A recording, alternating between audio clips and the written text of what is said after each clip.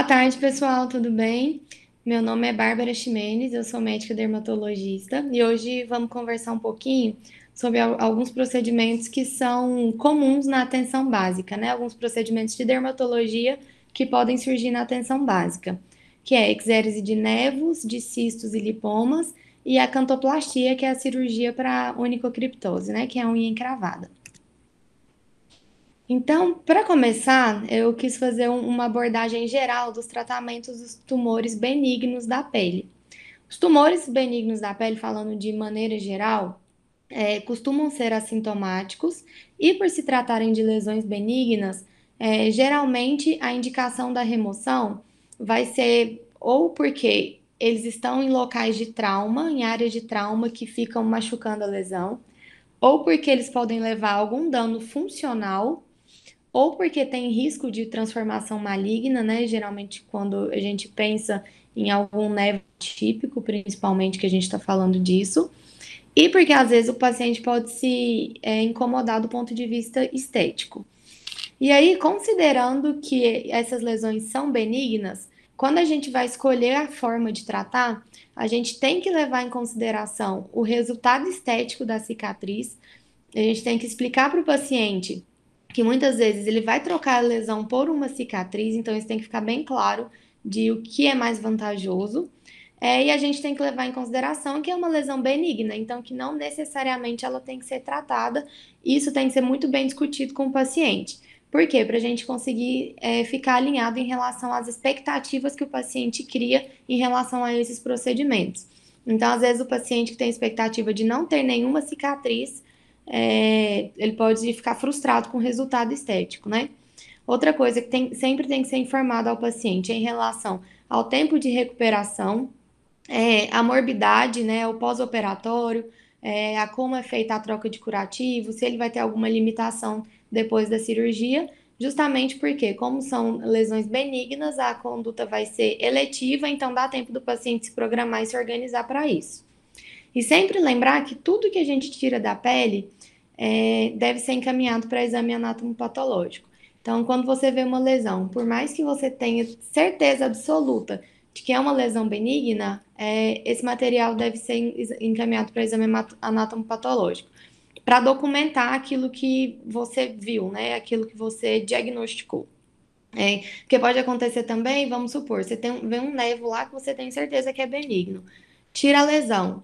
Por coincidência, 5 anos depois, o paciente tem um câncer de pele na mesma região. Ele não vai achar que aquilo que você tirou era um nevo e que ele tem uma lesão nova agora. Ele vai achar que aquilo já era um câncer de pele e que você não soube diagnosticar.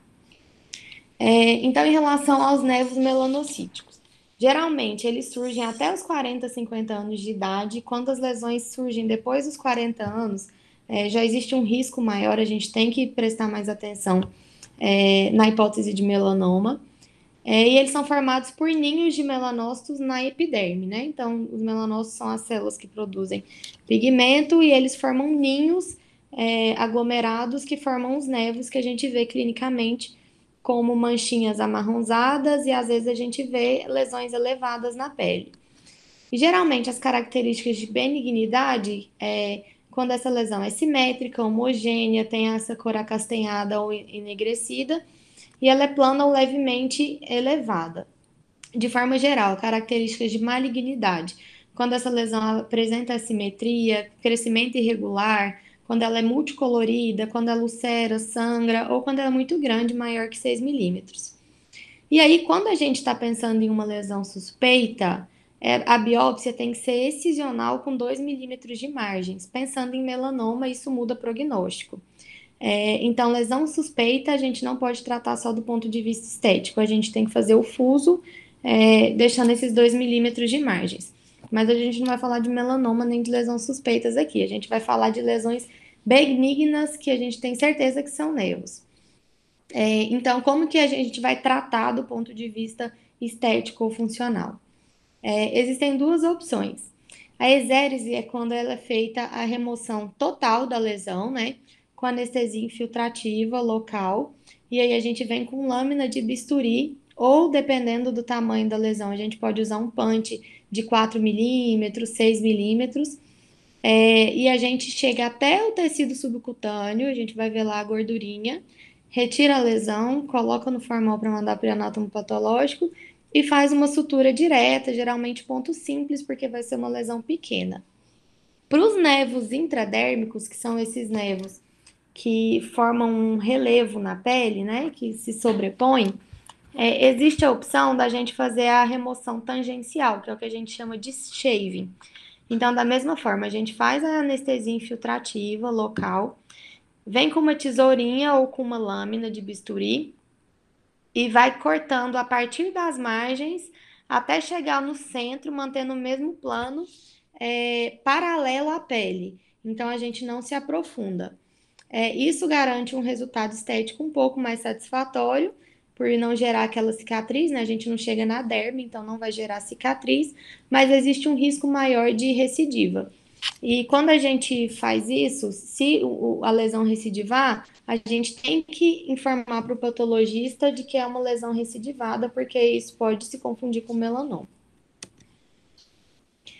Os cistos epidérmicos são proliferações de células que produzem queratina e que se invaginam para o interior da derme, né?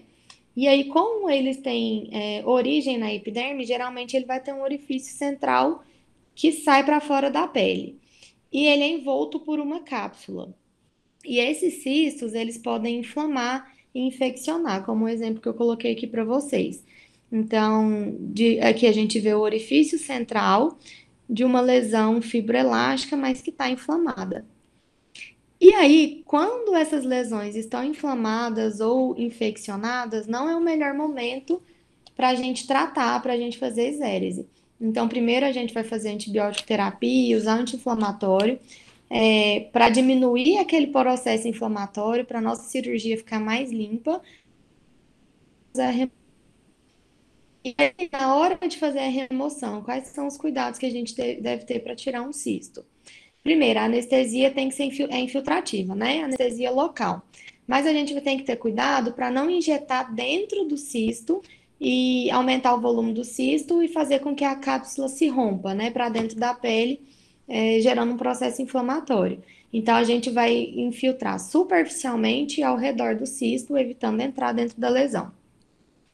E aí existem várias técnicas descritas, a que eu vou ensinar aqui para vocês é o que serve para a maioria das coisas. Que a gente faz um cortezinho na superfície da lesão. Esse corte pode ser com punch ou com bisturi. E a gente vai fazendo isso lentamente até visualizar o cisto. E aí, quando ele é tomando cuidado para não romper. Quando ele é visualizado, a gente pinça o cisto pela cápsula. E a gente pode fazer isso usando uma pinça hemostática, uma Kelly. E aí a gente vai delicadamente soltando, descolando o cisto dos tecidos adjacentes. Então a gente vai usar uma tesourinha delicada, uma tesoura curva, né? Uma íris curva pequena. E a gente vai descolando lentamente, com cuidado, desse tecido ao redor, para conseguir tirar a lesão inteira com a cápsula. Porque se a gente tira só o conteúdo e deixa a cápsula, essa cápsula vai continuar produzindo a queratina, né, que é o conteúdo da lesão, e aí a gente vai ter recidiva da lesão. Então a gente tem que remover tudo com a cápsula. E aí geralmente a gente vai suturar com pontos simples. Quando as lesões são maiores, para a gente conseguir fazer esse pinçamento do cisto, muitas vezes a gente faz essa excisão na pele em fuso. Então a gente faz um fuso na pele, chega até o cisto, pinça o cisto e da mesma forma vai descolando até sair a lesão inteira. E se tiver espaço morto na lesão muito grande, ficar aquele um espaço morto mesmo, aquele vazio dentro da pele, a gente faz um pontinho interno para aquilo ali não virar hematoma ou para não correr o risco de infeccionar. Os lipomas são nódulos subcutâneos, então, geralmente, diferente dos cistos aqui, que a gente vê essa lesão proeminente na pele, na maioria das vezes os lipomas não vão ser visíveis assim a olho nu, eles vão ser mais palpáveis do que visíveis. E eles estão localizados no subcutâneo. E características de benignidade que nos fazem pensar que são lipomas. Elas são lesões móveis que não estão aderidas com uma consistência fibroelástica, né? Não são endurecidas. Se essas características não forem, né, se a lesão não cumprir essas características, forem lesões grandes, difíceis de se mover, a gente tem que considerar a hipótese de liposarcoma. De toda forma, no que a gente tirar, a gente vai mandar para o exame anatomopatológico. Ele faz diagnóstico diferencial com angiolipomas, que geralmente são lesões dolorosas que têm um componente vascular. E aí, maior risco de sangramento. Se houver essa hipótese de outras lesões que não lipomas, o ideal é que se faça o exame de imagem antes. E sempre tomar cuidado com essas lesões na linha média sacro-oxígea, pelo diagnóstico diferencial de lipomeningocele, né? Com que vai ter comunicação com a dura mater. Nesses casos, a gente tem que pedir exame de imagem também para confirmar o diagnóstico. Então, esse aqui foi um parto quase que eu fiz de um paciente que tinha uma lesão que parecia ser pequena a palpação. Então, quando a gente vai operar lipoma, a gente tem que estar em um ambiente seguro e preparado para ter surpresa. Porque muitas vezes a gente palpa, acha que a lesão é pequena, mas os lipomas podem nos surpreender nesse sentido. E de repente a gente ir tirando e se tornar uma lesão grande, principalmente as lesões no dorso. E aí, como é que a gente faz a cirurgia de lipoma? Palpando a pele, a gente vai delimitar a lesão. Então, marcar com uma canetinha mesmo a borda da lesão, infiltra com anestesia, e aí a gente só faz um cortezinho na pele até chegar no lipoma, pinça com uma pinça hemostática, e a gente vai tracionando em movimentos rotacionais até tirar a lesão inteira. Se ele tiver aderido, a gente também pode fazer na dissecção com a tesourinha. E depois, como nos cistos, a gente faz o fechamento primário. Se a lesão for muito grande, a gente faz os pontos internos. E por fim, a onicocriptose, que é a minha cirurgia preferida da vida. A onicocriptose não, né? A cantoplastia é a minha cirurgia preferida para tratar a onicocriptose. O que é a onicocriptose? É a falta de proporção entre o tecido periungueal e a placa ungueal. Então, ou o tecido está aumentado de tamanho, está hipertrófico, ou a placa ungueal está disfuncional, entrando no tecido e causando dor. E aí existe o tratamento conservador e o tratamento cirúrgico. Quando que a gente vai optar pelo tratamento conservador? Quando a causa da onicocriptose, da unha encravada, é uma causa reversível. Então, se ela foi causada por um trauma, ou por um sapato apertado, ou por um erro de corte, isso não vai se cronificar, então o tratamento conservador vai resolver bem. O que é o tratamento conservador? Cortar a unha de forma reta, né, da forma correta. Manter a unha reta, sem espicular os cantinhos. E a gente pode usar a esparadrapagem, que é para tirar a borda, a prega ungueal. A gente vem com o esparadrapo, manda o paciente ficar usando esparadrapo em casa para a unha ficar livre das bordas, né? E conseguir crescer, e aí depois isso vai se resolver.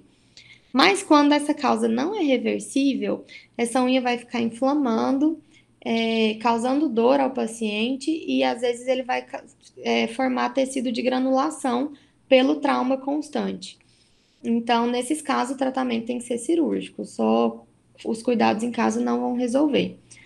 Aí eu coloquei esse pezinho desse bebê aqui com unha encravada neonatal, só para vocês lembrarem que nem toda unha encravada vai ter indicação de cirurgia, né? Existe o tratamento conservador. Mas tá, o paciente foi eleito para cirurgia. Como que é feita essa cirurgia? Inicialmente, a gente faz o bloqueio anestésico, de preferência com anestésico sem vasoconstritor, porque pela dificuldade de vascularização, né, dessas regiões de extremidade. E aí a gente vem, se o paciente tiver tecido de granulação, tiver formado um tecido de granulação pelo trauma constante, a gente vem com uma cureta e cureta esse excesso de tecido, mas nem todos os pacientes vão precisar disso. Depois, a gente vem com um- uma ferramenta que é para descolar a unha. Então, a gente descola essa região aqui entre a prega proximal e a unha. Então, a gente entra com o descolador aqui nessa região. Depois, a gente entra com o descolador entre a placa ungueal e o leito. Então, a gente descola em cima e embaixo. Depois disso, a gente vem com a tesoura. A gente vai. Isso aqui é na prática que a gente consegue a entender melhor qual que é a quantidade de unha que a gente tem que tirar. Mas geralmente uns 2, 3 milímetros vão ser suficiente para a gente ter um meio termo entre ter o resultado, mas não ficar com. Ter o resultado funcional, mas não ter o resultado estético ruim, porque essa cirurgia vai estreitar a placa ungueal, né? Então, a gente vem com a tesourinha, tira ali 2, 3 milímetros da unha.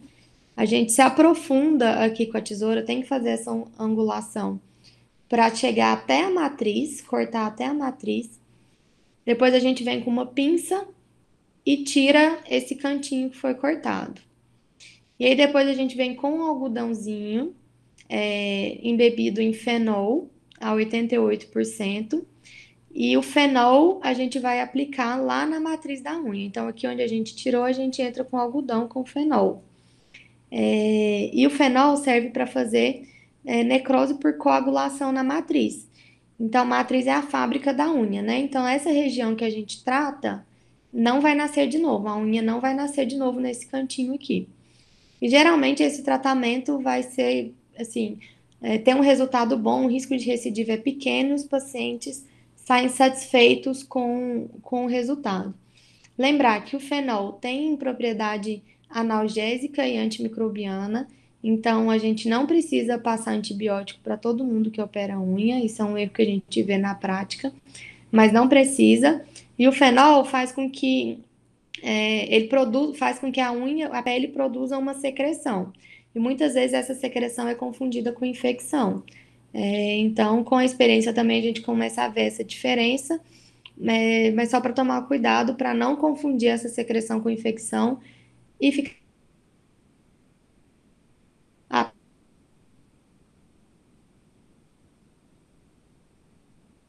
era isso. Se tiverem alguma dúvida, podem entrar em contato comigo. Eu acho que o recado principal aqui é saber fazer diagnóstico, na dúvida do diagnóstico, encaminhar para o especialista, mas se optar por tratar na atenção primária, lembrar de mandar tudo para o anátomo patológico e não fazer o que você não tem segurança para fazer.